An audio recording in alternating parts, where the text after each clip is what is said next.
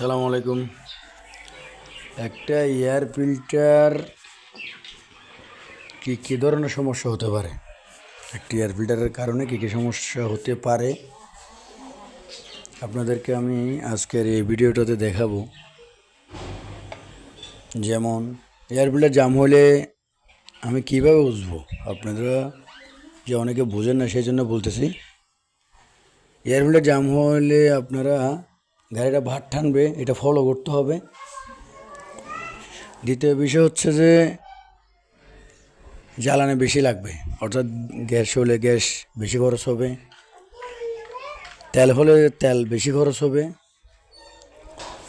ওটা আপনার থেকে ফলো রাখতে হবে যে আমার গাড়িটা কালকে ছিল এরকম, আজকে এরকম কেন দেখা যাচ্ছে। এটা যেহেতু আমি বুঝতেছি না, আমি একটা মেকানিক ভাইদের কাছে যে পরামর্শ নিই যে ভাই আমার এত কিলোমিটার যেত আগে এতটুকু তেলে বা এতটুকু কিলোমিটার যেতে এতটুকু গ্যাসে এখন যাচ্ছে না কেন।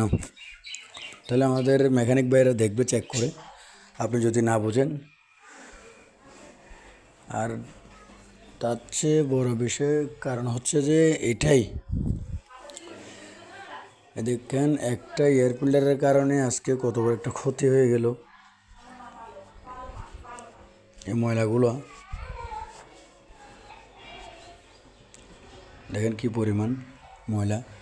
এই সামান্য এয়ার ফিল্টারের কারণে এখন ইঞ্জিনটা ডাউন দিতে হচ্ছে।